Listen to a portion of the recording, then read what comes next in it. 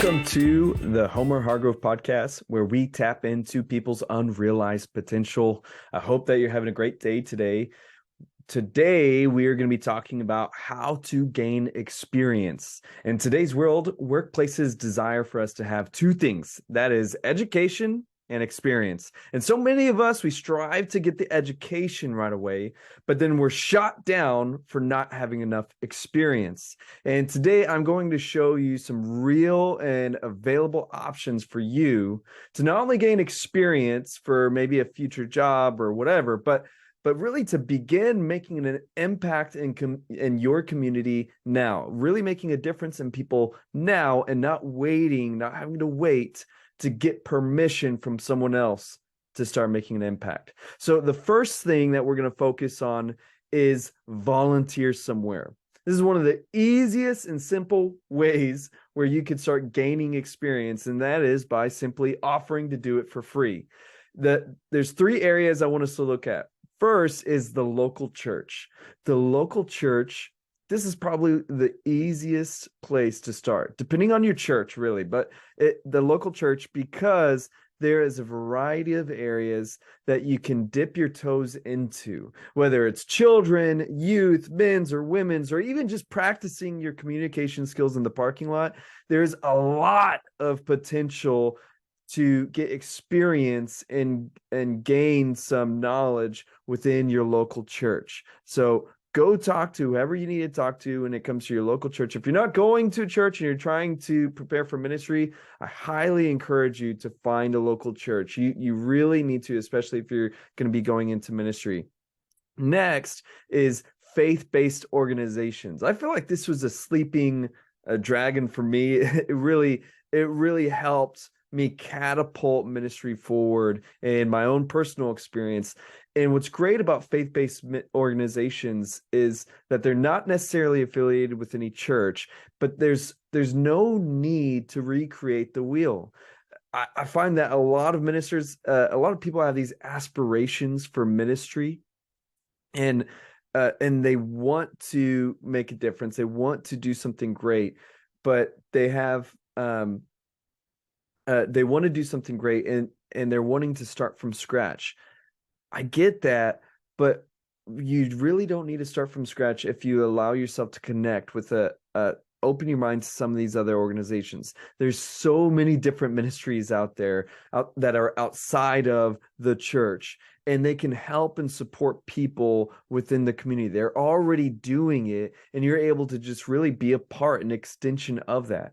And here you can really get focused on a focused look on practical aspects of ministry. Once you're actually doing ministry, man, it broadens your world. It broadens your idea of what ministry looks like, because it is certainly not just speaking on a stage for 30 minutes. Ministry is so much more than that.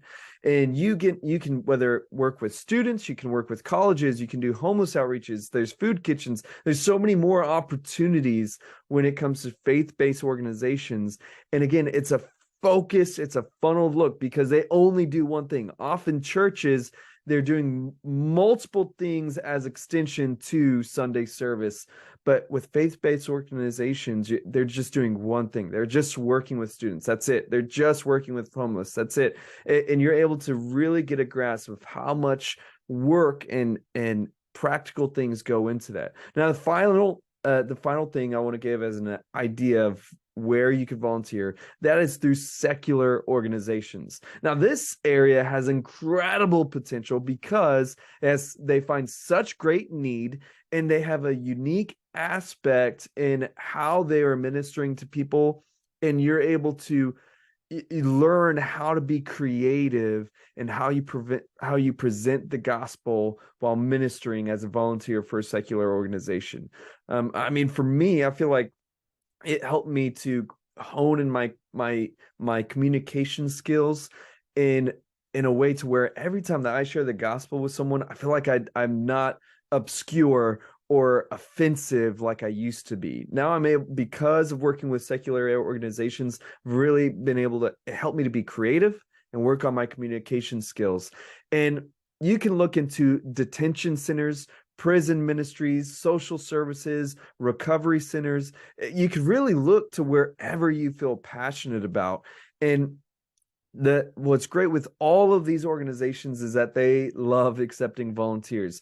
I would say that out of all of these, the hardest place for me to volunteer has been like the detention centers, specifically with youth detention centers, like juvenile detention centers. And it's only because they have a much more extrinsic process of being approved. They want to really make sure that they're not letting, like a creep go into these juvenile centers. And so with the secular organizations, it may require some more background, but I feel like all that's a good thing in helping you prepare to do great ministry. Now, the other thing that you should do when it comes to trying to find and gain experience is find a mentor.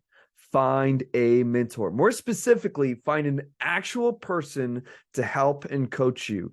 Calling someone on a podcast, even me, if we're not talking one-on-one, then I'm not your mentor. I could give you helpful advice. I could teach you what I know from this show, but there's nothing like getting actual coaching. It's one of the reasons why on my website, homerhargrove.com, you can apply to get one-on-one coaching, because honestly, it is not always easy to find someone willing to invest in you. And so on this pathway, I would tell you, don't take it personal. Do not take it personal if someone does not want to mentor you. For me, when I first started our church, I reached out to almost anybody and everybody I had met over the years to be some type of mentoring input in my life. And I'm talking like over a dozen people that I message and try to get with, and half of the people I reached out to agreed to meet with me one time. And out of that half, only really 2 people agreed to meet with me recurring, to where we would meet and talk every month. Sorry, 3 people now, 3 people. And so to know that I had to get told no or even get ignored several times before I found the right mentors for me. You got to not take it personal. Don't let it invoke imposter syndrome. Don't think that it's because you're not worth it. It really does take a level of investment, but I would encourage you to not give up and to really look for it. Like, search for that mentor, get that coaching, because when you have someone that you're aspiring to be in their industry or to be where they once were or are, they're able to help see the things that you don't see yet. And truly, especially when you're starting out, so much of ministry is not knowing what's going on. I mean, you just don't know what you don't know. And mentors help you to see and understand the things before they become big problems for you. And there's so much more that goes in with mentoring and coaching, but it is important to have a one-on-one connection. Having someone just tell you without you being able to ask questions or have feedback, it's just not enough. Now, the final aspect is learn from others. This is where I would say dive into books, dive into podcasts, dive into any other forms that you can to learn from other people's experiences. Even if it's courses, I mean, you just want to be able to get some other knowledge from other people's experiences. Don't just listen to what they're saying either. When you're listening to this podcast, when you're listening to books, when you're listening to courses, you don't want to just listen to what they're saying, but try to learn to listen to how they got to their beliefs. Try to understand how they got there, that they're not just telling you it, but they experienced that and came to this conclusion. Try to read in between the lines and learn from them on as many levels as you can. Try to learn, rather than just doing what they're telling you, try to learn the system that they're really trying to implement with you. So we talked about 3 big things today. We talked about how if you want to gain experience, you need to volunteer somewhere. You need to go out and do the work for free, and you will get the experience you need. Number 2 is find a mentor. You need to find someone that can coach you, that can mentor you, and I'm talking about a real person. And then number 3, learn from others. This is where we pour into books, into podcasts, any kind of course. And this is where we try to learn from other people's experiences. 3 takeaways from this message today. That is, Number one, where can you start volunteering next week? Research, maybe you already have some places in mind. Maybe you just want to start with your local church. That's one of the local church is the easiest pathway to start, but really think about it. And once you decide, sign up today. Don't even try to wait till, church is next Sunday. Why don't you just email someone, message someone, hey, do you think I could start volunteering for this? What do I need to do? And sign up today. Start working on that today. Number two, who could be a possible mentor for you in this stage of your life? Who could be a possible mentor for you in this stage of your life? And again, don't take this part personal. Just think critically. Who could be that? And you might need to write down several people's names, because if you get an ignore or a no, you need to keep going, because you need to find a mentor or coach and then message them today. And again, on homerhargrove.com, you can click coaching and you can sign up for me to be a possible coach for you.